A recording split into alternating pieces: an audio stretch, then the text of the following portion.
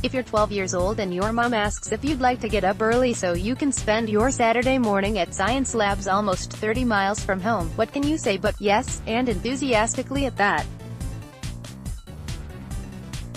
That's just the answer Bradley Schmitz of Flower Mound gave his mom, Erica. So there they were in research labs at Southern Methodist University, along with close to 100 other Dallas Morning News subscribers on Saturday, June 2nd. It was Lab Day 2 of Science in the City, a partnership between Plugged In, the Dallas Morning News loyalty program for subscribers, UT Southwestern Medical Center, SMU, and Waxdom, an initiative of the Talksdom organization. At Science in the City, learn why science matters and that it's not scary. Schmitz and her son also attended Lab Day 1 at UT Southwestern in April. That focused mostly on the brain and included sessions on Alzheimer's research and concussions. On Saturday, the first stop was the Locomotor Performance Lab, which was like a fantasy land for anyone fascinated by how the body moves.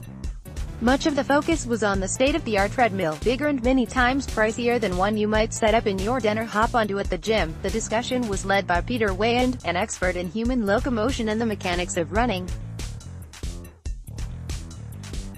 He's a professor in applied physiology and biomechanics in the Simmons School of Education and Human Development, and his background includes extensive research on human as well as animal runners. Peter Weyand runs the Locomotor Performance Laboratory at SMU in Dallas. Tom Barton, who lives in far north Dallas, found this part of the morning especially fascinating. He's not a runner. He swam at SMU for 4 years and holds several records with U.S. Masters swimming. I've been texting my daughter, Barton said, sending her pictures of the locomotion lab and the guy on the treadmill, while Weyand's lab focuses on the whole body, that which can be seen. Research led by the next scientist is all but too microscopic to fathom. Manjun Kim is director of the Biological Actuation, Sensing and Transport Laboratory, BAST Lab, in which devices are built that are 500 times thinner than a human hair. One day, they just may be able to perform surgery and deliver drugs directly into tumors without even an incision. Sci-fi inspires SMU professors particle-sized robots that could perform surgery. Tim Norwood, a retired obstetrician and gynecologist who was at Science in the City with his wife, Cecilia, finds such research so exciting. He remembers performing surgeries that required large incisions and long recovery times. Now, robotic hysterectomies are much less invasive and have much shorter recoveries. And after touring Kim's lab, who can even fathom what's next? Nanotechnology expert Manjun Kim speaks to a group of people during Science in the City at SMU. Ashley Sims, who plans to go back to school to study biochemistry, was also especially interested in the nanotechnology.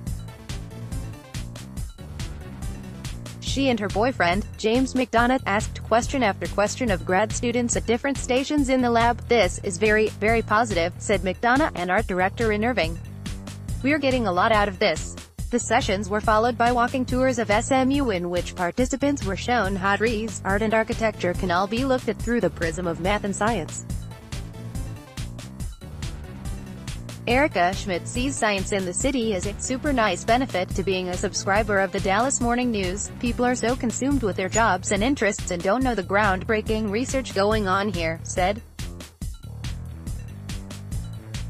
I had no idea SMU was such a contributor to mechanical engineering. Schmitz especially liked the force of motion explained in Weyand's lab. Bradley agreed, but found the second part of the tour to be awesome. I liked being shown technology no one really knows about, said Bradley, who is fascinated by all sorts of exploration. It was really cool. Judy Markham and Garrett Matthews, both of Dallas, listened to a presentation led by Peter Weyand during Science in the City at Southern Methodist University. Subscribers get rewarded with new loyalty